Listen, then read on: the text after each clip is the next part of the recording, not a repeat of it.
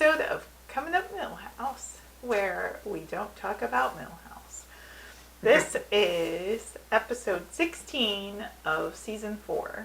And if you're watching this and you watched last week's episode and you're wondering what happened to episodes 14 and 15, you are going to have to go back to earlier discussions where we talked about both of those episodes. So yep, we already covered one of them last year. Yep. And then we did the other for Valentine's Day this year.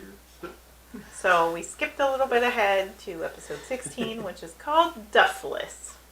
And the title has to do with the fact that Homer gets a DUI and then Marge admonishes him for it and pleads with him to give up beer for a month, 30 days. 30 days. So Homer decides to go for it, and he has to go 30 days without any duff. Mm-hmm. But it actually has some positive effects for him. Sure does. He loses his license and has to ride a bicycle to work every day. And, yeah, but he loses some weight and all kinds of cool stuff. So we will discover more as we go into it. So how's about our lines? Give me your first line.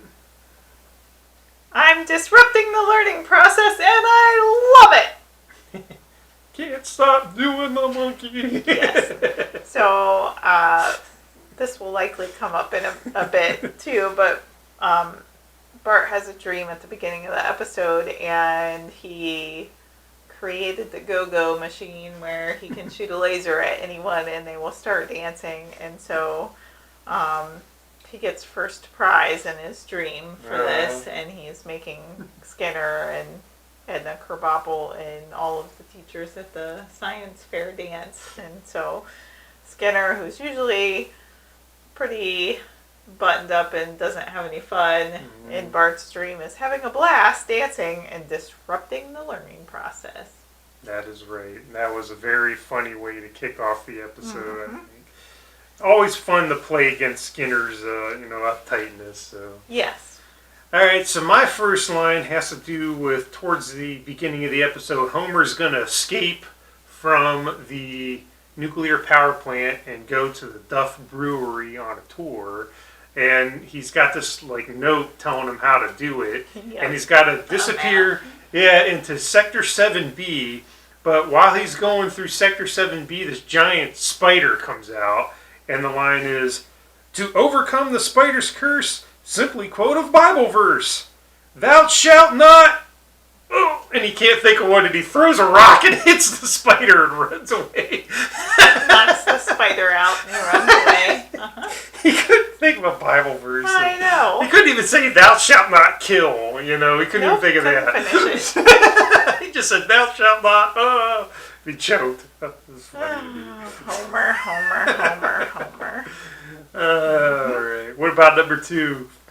You may remember me from such films such as Alice's Adventures Through the Windshield and the Decapitation of Larry Leadfoot. You can't lose with Troy McClure, can you? Nope. No. Oh, it was Alice's Adventures Through the Windshield Glass. Windshield Glass. Yes, to go along with the Looking Glass. So, no, Troy McClure, of course, is one of my favorites. If you watched any of our previous episodes, you know this about me. And, so during the Homer's rehab, basically, he has to go to some alcohol anonymous classes and to some driver's ed retraining classes.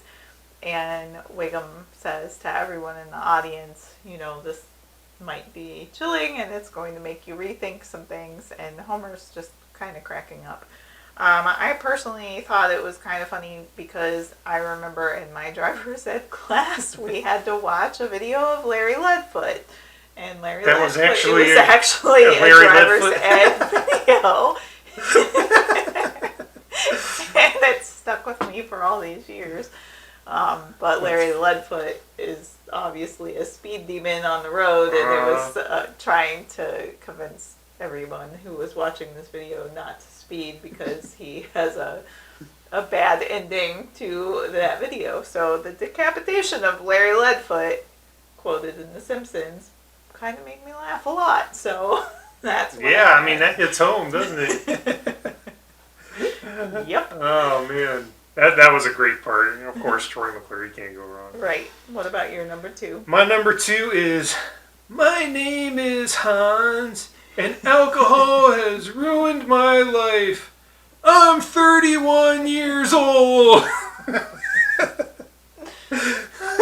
So, going back to what you said, where he had to go to Alcohol Anonymous, and there's this, circle of people there, and they all had to get up and say who they were, and you had Otto, and and you had Ned. Ned's was hilarious too, by the way. Right. But Hans, I had to go with Hans just because it was so funny. Yeah. 31 years old. 31 years old, and he looks like he's an 85-year-old man. That's great. Okay, takes us to scenes. Why don't you give me yours? Oh my goodness. My favorite scene was kind of difficult. But since I already kind of alluded to it, I'm going with Bart's dream at the beginning of the episode because he does create that go-go dance machine. And there are just some really great lines in that and some great science projects that are created. So that, I think, is my favorite scene. Yeah, the whole opening to that is just great. Yeah. Followed closely by the Duff tour. Mine gets into the Duff tour. Okay, so take it away. Yeah, so there's this part in the Duff tour where there's this assembly line, and there's this quality control guy, and his job is to flag any bottle that has something wrong with it. And you can tell this guy hates his job. And he's just the only one. Yeah, and it's going by, and every other bottle has some crazy thing in it. Like a dead mouse. So he's like, fine, dead mouse, fine, syringe, fine, nose. And then Barney's like, you're doing a great job. And the guy perks up and he's like, oh, thanks. And while they're talking, there's a jar with Hitler's head goes by. And he misses it because he's talking to Barney. Yep. And several other beer. And several other things, yeah. This got all this other junk. So someone down the line got a bottle that didn't get flagged with some bad stuff. Several bottles, possibly a whole 6-pack of bottles. So that was definitely my favorite scene. I love that part. I know, it's so funny. All right, taking us into winners and losers. How would you like to do that today? Let's go with your loser first. My loser is Santa's Little Helper, because there's this subplot we didn't really get into, which was kind of meh, but it was this whole thing about Lisa and Bart having the science fair, which he dreamed about, but then there's a real science fair. So Bart's actual non-dream project is he's going to look at the effects of smoking on dogs, and then all of a sudden the camera pans and there's Santa's Little Helper smoking, and he doesn't look too happy about it, and he's coughing. And Marge even's like, Bart, you can't give cigarettes to the dog. And so I think Santa's Little Helper, he didn't necessarily like being the subject of that particular experiment. So he was my loser for this one. Well, Chief Wiggum is my loser of this one, and particularly because at the beginning during the Duff tour, he is waiting at the exit, waving at folks as he's dressed like a giant Duff beer mascot. So he's wearing this Duff costume, basically, or a beer mug costume. I don't know that it was an official Duff costume, but he is hanging out, kind of watching for anyone who has had a few too many samples leave the tour. And then he calls ahead on the radio. Well, he ends up going ahead in the costume when Barney and Homer get pulled over. And then Homer gets arrested. But Homer was trying to do a nice thing, and Barney was way too drunk to And the only reason why Homer got a breathalyzer because he had a couple of gummy beers, and that messed his breath up. He wasn't really drunk at all. No. But anyway, Barney was way too plastered to be driving, and Homer was driving, but then And he passed all the other tests except for the breathalyzer test. And then Chief Wiggum, instead of testing Barney too, says, "Are you okay to get this car home?" And Barney, "Sure." And then runs into Chief Wiggum in the costume and in a beer mug costume. Chief Wiggum rolls down the hill and runs into a tree and explodes the tree. So he's my loser this episode. Yeah, he must have had some gasoline inside of that Maybe so. costume for some reason. I don't know. Oh, man. Well, that was good. But then it takes us to our winners, which is a little bit more fun.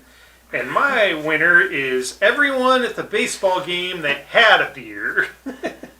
So there's this whole thing where, okay, Homer's going 30 days without drinking, so it shows his life without beer. And he's at a baseball game, and everyone around him is just down in cups, and he's watching the game, and he says, "Huh, I never realized just how boring this game really is." That was one of my backup quotes today. But, so I was like, okay, everybody that actually had the beer, they got that They're angle of the enjoying game it, that yep. makes it more fun. I don't know. So Homer was not Homer so was, lucky. yep. Nope. Nope. What about your winner? Patty and Selma. Eh. Because they have a Tupperware party that Homer is attending. So since there's always been that pretty much hate connection between his sister-in-laws and himself, I am putting them as winners of this episode because they got Homer to attend a Tupperware party. And it was a bad Tupperware party where one of them was putting Tupperware on her head to prove that you can fit a head into this. It was enough to scare Jub Jub. I know, poor Jub Jub. Yeah. Just got adopted a couple episodes ago. Yeah, Here we go. yeah, he's already off to a great start. The Tupperware party scene was amazing. So yeah, It was a good one. Yep. So it's a good episode to watch. Again, this was episode 16 called Duffless of season 4. These Simpsons episodes are available on some streaming channels such as Disney Plus and Hulu. So check those out. I mean, it's out there. You can watch it along with us. Let's do that. Yep. Yep. Feel free to give us a subscribe down here in the corner. Give us a thumbs up if you liked this episode. And tune in next time to watch us talk about coming up Milhouse without talking about Milhouse. That is right. We will be doing that again very soon. So until then, Jiminy Jillikers!